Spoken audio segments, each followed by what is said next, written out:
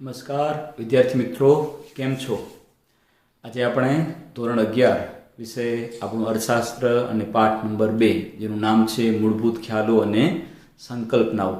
હવે છેલ્લે આપણે એક વિડીયોમાં આ પાઠની આપણે શરૂઆત કરી ચૂક્યા હતા. હવે આ વિડીયોમાં આપણે વસ્તુઓ અને સેવાઓનો અર્થ જોઈએ અને વસ્તુઓના અલગ અલગ પ્રકારની વાત કરી જે વિભાગ ડીની અંદર પ્રથમ પરીક્ષામાં આવી શકે છે. વિદ્યાર્થી મિત્રો, અહીંયા વસ્તુ અને સેવાઓની વાતને સમજીએ તો એનાથી પહેલાં વસ્તુ કોને કહેવાય, સેવા કોને કહેવાય, વસ્તુ અને સેવાઓના પ્રકારોની પણ આપણે અહીંયા વાત સમજી લઈએ. જો વિદ્યાર્થી મિત્રો, અહીંયા પહેલાં વસ્તુ અને સેવાઓનો અર્થ છે. સામાન્ય શબ્દોમાં કહીએ તો વસ્તુ એટલે એવી ચીજ જે ભૌતિક છે, દ્રશ્ય છે, સ્પર્શ કરી શકાય અને સ્થાનાંતર પણ કરી શકાય, એને કહેવાય વસ્તુઓ. સમજો છો? કોઈ પણ એક વસ્તુ, માનો બોલપેનને પકડો તો બોલપેન તમે પકડી શકો છો, જોઈ શકો છો અને તમે સ્પર્શ કરી શકો છો અને ગમે ત્યાંને લઈ જઈ શકો છો, તો એને શું કહેવાય? વસ્તુ કહેવાય. હવે એવી રીતે વિદ્યાર્થી મિત્રો, જો અર્થશાસ્ત્રના શબ્દમાં વસ્તુ એટલે એવી જે ચીજ જેનું મૂલ્ય હોય અને તે માનવીની જરૂરિયાતોને સંતુષ્ટ આપતી હોય તેને શું કહેવાય? વસ્તુ કહેવાય. જે સામાન્ય અર્થમાં આપણે વસ્તુ આ સમજતા હતા, પણ ઇકોનોમિક્સની પરિભાષામાં વસ્તુ કોને કહેવાય? એટલે એવી ચીજ જેનું મૂલ્ય હોય, કાંઈ પણ પ્રાઇસ હોય, કિંમત હોય, બરાબર, અને તે માનવીની જરૂરિયાતોને સંતુષ્ટ આપતા હોય તેવી તમામ વસ્તુઓને શું કહેશું? આપણે વસ્તુ તરીકે ઓળખશું. હવે વિદ્યાર્થી મિત્રો, અહીંયા જો આપણે વાત કરીએ છીએ વસ્તુ અને સેવાઓની, તો વસ્તુ અને સેવાઓનો અર્થ અને તેના પ્રકારો જે આપણી ટેક્સ્ટ બુકમાં છે તે પ્રમાણે વસ્તુની વ્યાખ્યા કરીએ છીએ. વસ્તુ માણસ પોતાની વિવિધ જરૂરિયાતો વિવિધ રીતે સંતોષવાનો પ્રયત્ન કરે છે. જે ભૌતિક બાબતો દ્વારા જરૂરિયાતો સંતોષાય તેને શું કહેવાય? વસ્તુ કહેવામાં આવે છે. એટલે શું વાક્ય લખે છે કે માણસ પોતાની વિવિધ જરૂરિયાતો, માનો કે ખોરાકની જરૂરિયાત છે, રહેઠાણની જરૂરિયાત છે, દવાની જરૂરિયાત છે, બરાબર. હવે એ જરૂરિયાતો વિવિધ રીતે સંતોષવાનું શું કરે છે? પ્રયત્ન કરે છે, બરાબર. હવે દાખલા ભૂખ લાગે તો આપણે શું કરીએ છીએ? ખોરાક ખાઈએ છીએ. પણ ઘણીવાર આપણે શું કરીએ? નાસ્તાઓ ઘણા બધા કરીએ છીએ, પડીકાઓ ખાઈએ છીએ પેકેટવાળા, બરાબર. તો ભૂખ લાગી છે પણ સંતોષવાના માર્ગ કેટલા છે? ઘણા બધા. એમ વિવિધ જરૂરિયાતો વિવિધ રીતે સંતોષવાનો પ્રયત્ન કરે છે. જે ભૌતિક, હવે શું વાક્ય લખે છે કે જે ભૌતિક બાબતો દ્વારા જરૂરિયાતો સંતોષાય તે વસ્તુઓ છે. જે ભૌતિક, માનો કે મને લખવું છે તો લખવા માટે મને શું જોશે? બોલપેન. તો બોલપેન એ વસ્તુ કહેવાય છે, બરાબર. કે જે ભૌતિક બાબતો દ્વારા જે જરૂરિયાતો આપણી ભૌતિક બાબતો દ્વારા સંતોષાય છે તેને આપણે શું કહેશું? વસ્તુ તરીકે ઓળખશું, બરાબર. જેમ કે જો બીમાર પડીએ તો આપણે દવા ખાઈએ છીએ, દવાને આપણે જોઈ શકીએ છીએ અને એના વડે આપણે શું કરીએ છીએ? આપણે બીમારીને દૂર કરી શકીએ છીએ. તો એ પણ શું કહેવાની? વસ્તુ તરીકે ઓળખવામાં આવે છે. એટલે જેને સ્પર્શ કરી શકાય, જેને જોઈ શકાય, જેના વડે માણસ પોતાની જરૂરિયાતો સંતોષી શકે તેવી બધી વસ્તુઓ, તેવી બધી જરૂરિયાતોને શું કહેશું? આપણે વસ્તુ તરીકે ઓળખશું. હવે બીજું છે સેવાઓ, બરાબર છે. તો સેવાઓની વાત કરીએ છીએ કે અભૌતિક બાબતો તે સેવાઓ છે. હવે અભૌતિક કોને કહેવાય? કે જેને જોઈ ન શકાય, જેને સ્પર્શ ન કરી શકાય, જેને આપણે સ્થાનાંતર નથી કરી શકતા, લઈ જઈ શકતા નથી, એવી તમામ વસ્તુઓને આપણે શું કહેશું? અભૌતિક. જેમ કે હવા છે, અભૌતિક છે, એને ક્યાં આપણે જોઈએ છીએ? બરાબર, માત્ર અનુભવ કરીએ છીએ. સંગીત આપણે જોતા નથી પણ શું કરીએ છીએ? માત્ર અનુભવ કરીએ છીએ. એવી રીતે શિક્ષણ, બરાબર, આપણે જોતા નથી પણ માત્ર આપણે એનો અનુભવ કરીએ છીએ. એટલે અભૌતિક બાબતો તે સેવાઓ છે. જેમ કે ભૂખ સંતોષવા માટે ખોરાક તો શું છે? વસ્તુ છે, આપણે જોઈ શકીએ છીએ ને. રોટલી, શાક, દાળ, ભાત બધાને જોઈ શકીએ છીએ. પણ આપણી જે જિજ્ઞાસા છે એ સંતોષવા માટે જે આપણને નોલેજ મળે છે, જ્ઞાન મળે છે, શિક્ષણ મળે છે, એ શું છે? સેવા છે. માનો કે કેટલી બધી બાબતો આપણા મગજમાં ચાલે છે કે આ કેમ થયું હશે, કઈ રીતે બન્યું હશે, શું કામ આવ્યું હશે, બરાબર. તો એ આપણી જે જિજ્ઞાસા છે એને સંતોષવા માટે જે આપણે પ્રાપ્ત કરીએ છીએ, માહિતી, જ્ઞાન લઈએ છીએ, તે બધાને શું કહેશું? આપણે સેવા તરીકે ઓળખશું. હવે વિદ્યાર્થી મિત્રો, આગળ આપણે વાત કરીએ છીએ કે વ્યક્તિની જરૂરિયાતો ભૌતિક અને શારીરિક હોય છે. તમે વિચારો કે વ્યક્તિની જરૂરિયાતો ભૌતિક અને શારીરિક હોય છે. જેમ કે રહેઠાણ આપણી જરૂરિયાત છે અને ઘરને આપણે જોઈ શકીએ છીએ, બરાબર. ઘરને આપણે બરાબર જોઈ શકીએ છીએ, ઘરમાં આપણે પ્રવેશ કરીએ છીએ. તો વ્યક્તિની જરૂરિયાતો ભૌતિક હોય છે, શારીરિક હોય છે, સાથે ઘણી અભૌતિક પણ હોય છે અને માનસિક પણ હોય છે. હવે અભૌતિક શિક્ષણ મેળવવું આપણે બધા શું કામ ભણ્યા છે? કારણ કે આપણી જરૂરિયાત છે, બરાબર, આપણી પ્રાથમિક જરૂરિયાત છે શિક્ષણ. તો એ અભૌતિક છે. અને માનસિક, મેન્ટલી પણ આપણે એટલી જ. દાખલા તરીકે જો જેમ આપણી શારીરિક જરૂરિયાતો છે તેમ માનસિક જરૂરિયાતો પણ એટલી જ છે, બરાબર.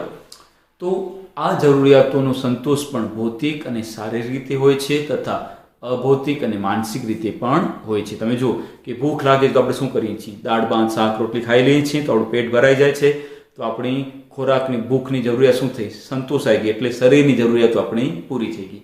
હવે એવી રીતે વિદ્યાર્થી મિત્રો ઘણીવાર આપણને એવા પ્રશ્નો ઊભા થાય, બરાબર, કયા? કે જિજ્ઞાસાવાળા, કે આવું કેવું આમ કેમ બનતું હશે, કઈ રીતે કામ કરતું હશે, નોલેજ આપણને જોઈતું હોય, બરાબર. ઘણીવાર શું થાય, આપણે કોઈ સંગીત સાંભળીએ છીએ તો આપણે એકદમ ખુશ થઈ જઈએ છીએ. તો એ શું છે? આપણી અભૌતિક અને માનસિક જરૂરિયાતો હોય છે. હવે જુઓ કે ખાવું પીવું, મુસાફરી કરવી, રમવું, આ બધી ભૌતિક શારીરિક જરૂરિયાતો છે, બરાબર. જેને સંતોષનારી બાબતો પણ ભૌતિક એટલે માપી શકાય તેવી હોય. જે વસ્તુઓ અને માનસિક જરૂરિયાતો સંતોષનારી બાબતો હંમેશા કેવી હોય? સેવા. શું કે છે? કે માનસિક જરૂરિયાતો સંતોષનારી બાબતો હંમેશા કેવી? તો સેવા છે. માનો કે આપણે શિક્ષણ, તો જરૂરિયાતો, આપણી જે જિજ્ઞાસાની જરૂરિયાતો શિક્ષણ સંતોષે છે, તો એ આપણી શું છે? સેવા છે, બરાબર. એવી રીતે તમે જુઓ કે માનો કે આપણે વીમો ઉતરાવીએ છીએ, તો વીમાને આપણે ક્યારે જોતા નથી, બરાબર. વીમાને આપણે ક્યારે જોઈ શકતા નથી, એની પોલિસીને જોઈ શકીએ છીએ, છતાંય વીમો આપણું કેવી જરૂરિયાત છે? માનસિક. કે આપણે મેન્ટલી આપણે એકદમ પ્રિપેર હોઈએ, કેવા? કે મારો વીમો ઉતરાવેલો છે, મને કાંઈ પણ થશે તો મારા પરિવારજનને તો ઇકોનોમિકલ રીતે કોઈક તો મદદ કરશે. તો વીમો આપણી કેવી જરૂરિયાત છે? માનસિક જરૂરિયાત તરીકે ઓળખવામાં આવે છે, બરાબર. પછી વિદ્યાર્થી મિત્રો શું કે છે અહીંયા? જો કે અહીંયા જે આપણે હવે પ્રશ્ન સમજવાના છીએ ને, વસ્તુના પ્રકારો. પ્રશ્ન શું છે? વસ્તુનો અર્થ આપી વસ્તુના પ્રકારો સમજાવો. તો ભૌતિક વસ્તુ અને અભૌતિક વસ્તુઓ, આર્થિક વસ્તુ અને બિનઆર્થિક વસ્તુ, વપરાશી વસ્તુ અને ઉત્પાદકીય વસ્તુ, ખાનગી વસ્તુ અને જાહેર વસ્તુ, બરાબર. આ 4 પ્રકાર છે. કેટલા? 4. કોના? વસ્તુના. ખાસ યાદ રાખવાનું, વસ્તુના પ્રકાર કેટલા? 4. કયા કયા? ભૌતિક વસ્તુ અને અભૌતિક વસ્તુઓ, આર્થિક વસ્તુઓ અને બિનઆર્થિક વસ્તુઓ, વપરાશી વસ્તુ અને ઉત્પાદકીય વસ્તુ, ખાનગી વસ્તુ અને જાહેર વસ્તુ. હવે આપણે શું કરશું? આ 4 પ્રકારની ડિટેલમાં સમજવાનો પ્રયત્ન કરશું. હવે જો અહીંયા પહેલા આપણે ભૌતિક અને અભૌતિક વસ્તુની વાત અહીંયા કરીએ કે જરૂરિયાતો સંતોષનારી ચીજ વસ્તુ અને સેવાઓનું વર્ગીકરણ નીચે મુજબ છે. એમાં ભૌતિક અને અભૌતિક વસ્તુઓ. ભૌતિકતાના આધારે વસ્તુઓના 2 પ્રકાર પાડવામાં આવે છે, ભૌતિક વસ્તુ અને અભૌતિક, બરાબર. અભૌતિકને આપણે બીજા કયા નામથી ઓળખીએ છીએ? સેવા. માનો કે બેંક એ અભૌતિક છે, બરાબર. બેન્કિંગની કામગીરી થાય છે, આપણે જોઈ શકતા હોઈએ ઘણીવાર, પણ એ કામગીરી કેવી છે?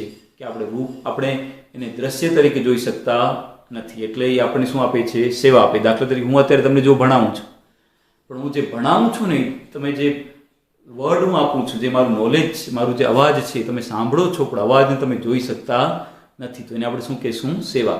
તો ભૌતિકતાના આધારે વસ્તુના કેટલા પ્રકાર પડ્યા? 2. કયા કયા? ભૌતિક વસ્તુ અને અભૌતિક વસ્તુઓ, બરાબર. પછી હવે જો, હવે આપણે એના ઉદાહરણ જોઈએ.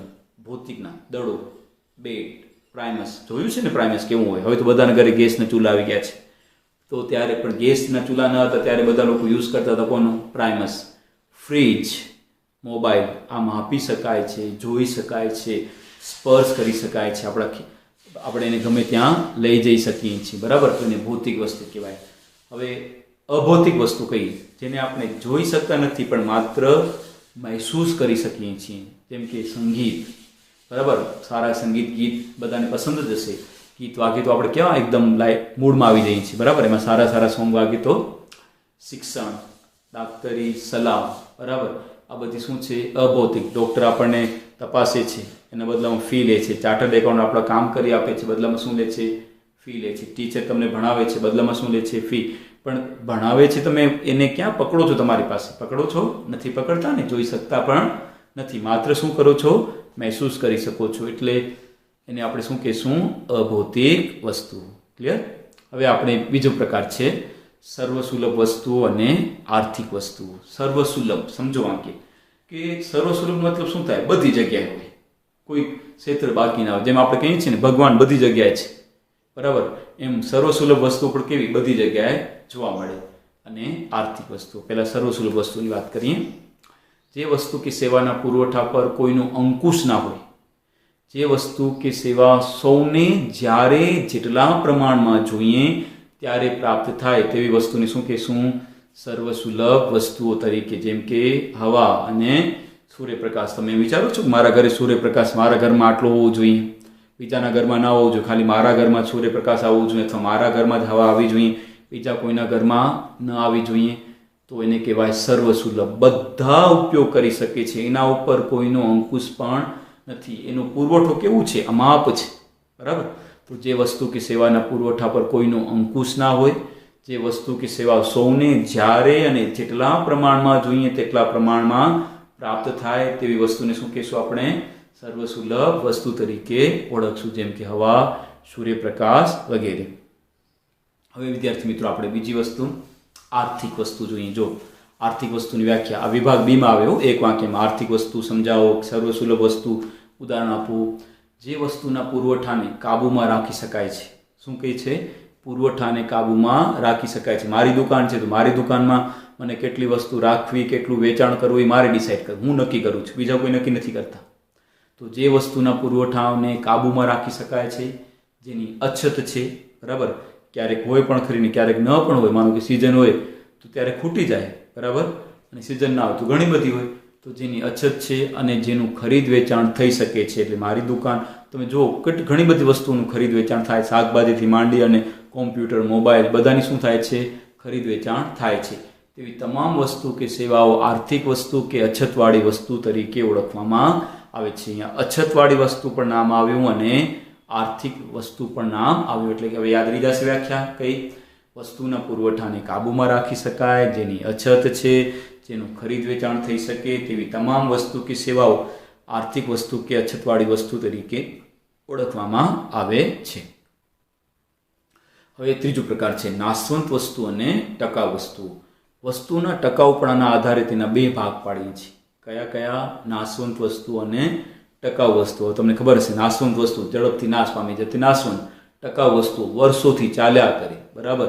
તમારા ઘરમાં પણ કેટલી વસ્તુઓ નાશવંત હશે ને કેટલી વસ્તુઓ ટકાઉ હશે. આજે નિરીક્ષણ કરજો તમે કે કેટલી વસ્તુ નાશવંત છે ને કેટલી વસ્તુઓ ટકાઉ છે.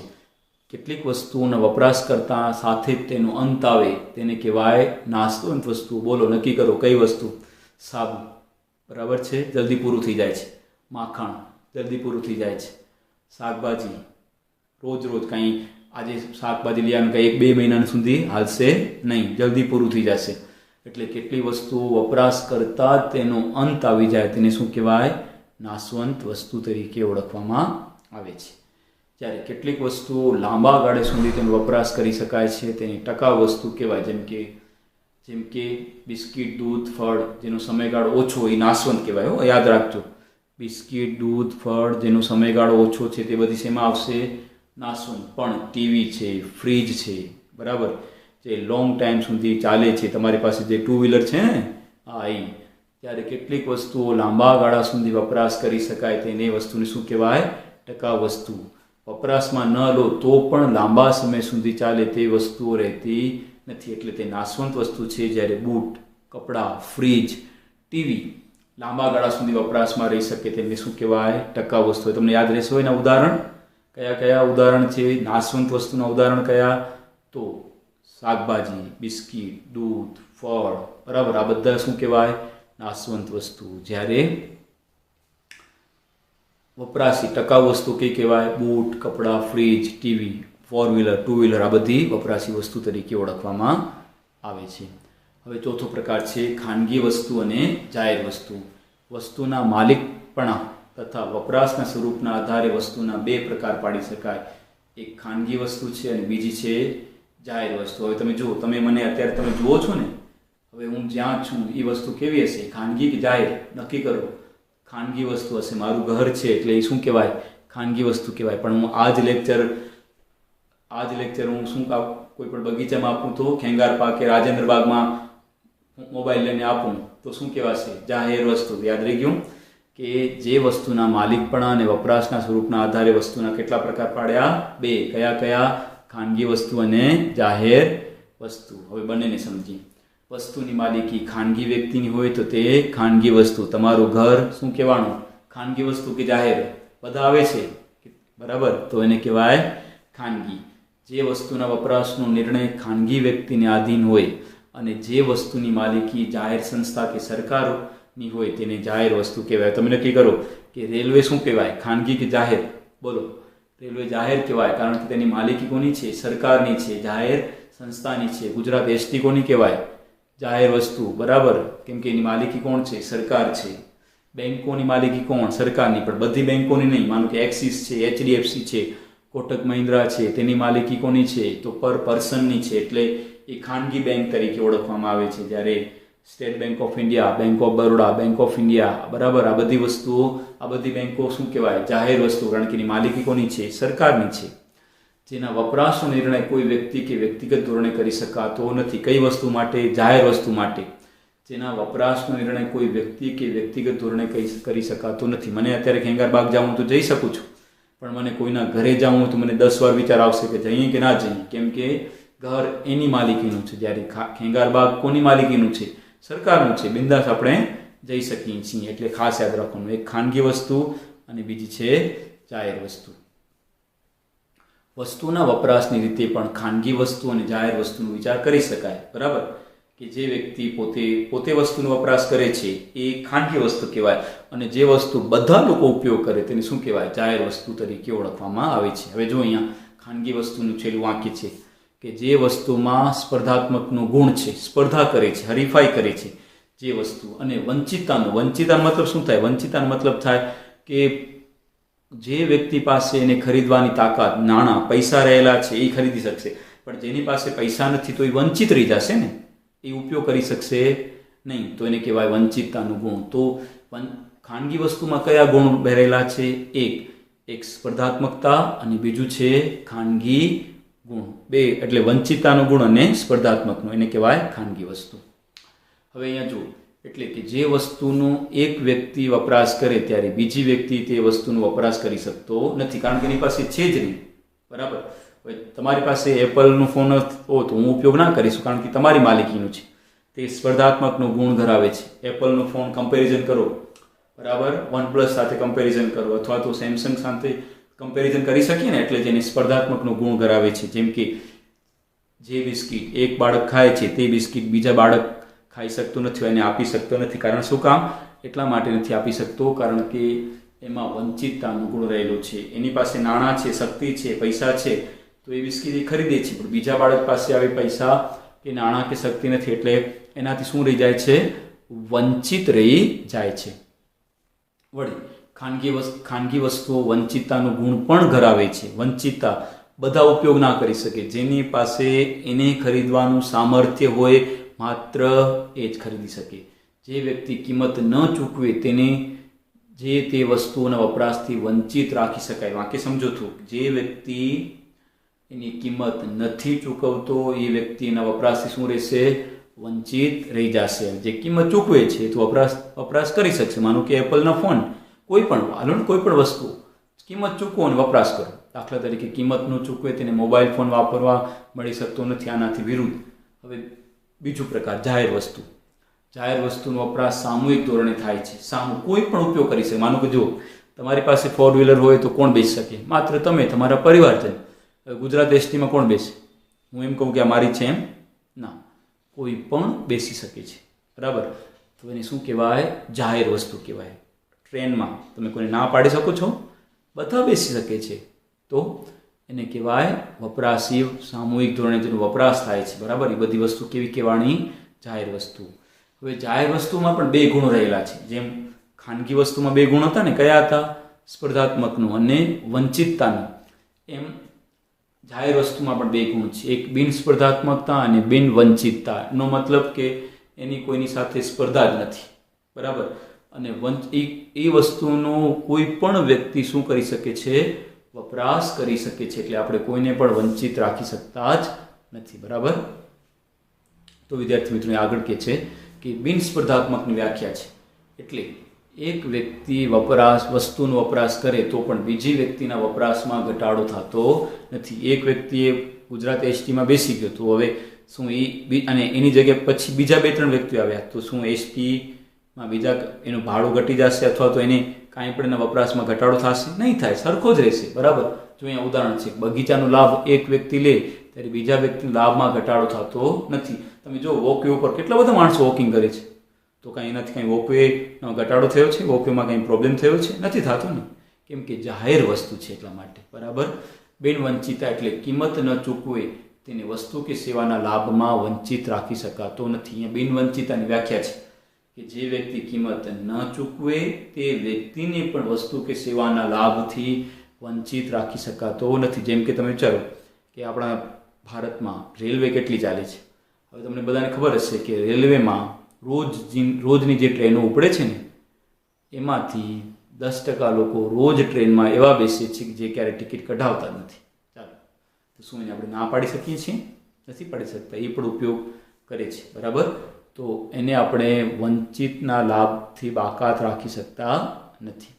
બિનવંચિતા એટલે કિંમત ન ચૂકવે તેને વસ્તુ કે સેવાના લાભમાંથી વંચિત રાખી શકાતો નથી. ટૂંકમાં જે ખાનગી માલિકી છે, વ્યક્તિગત ધોરણે વપરાશ છે, તેનું વપરાશનું ક્ષેત્ર મર્યાદિત છે, તે ખાનગી વસ્તુ છે. જ્યારે જેની વપરાશની જેનું વપરાશ સામૂહિક ધોરણે થઈ શકે છે, જેની માલિકી સામૂહિક સરકારની છે અથવા બધાની છે, સંસ્થાની છે, તે વપરાશનું ક્ષેત્ર જેનું કેવું છે? વિશાળ છે, તે જાહેર વસ્તુ તરીકે ઓળખવામાં આવે છે, બરાબર. હવે ચોથો મુદ્દો, વપરાશી વસ્તુઓ અને ઉત્પાદક વસ્તુઓ. માનવ જરૂરિયાતો સંતોષનારી વસ્તુઓ રીતે માનવ જરૂરિયાતોને સંતોષે છે. પ્રત્યક્ષ કે સીધી જ રીતે સંતોષ આપનાર અથવા પરોક્ષ રીતે જરૂરિયાતો સંતોષવામાં શું કરે છે? એને મદદ કરે છે.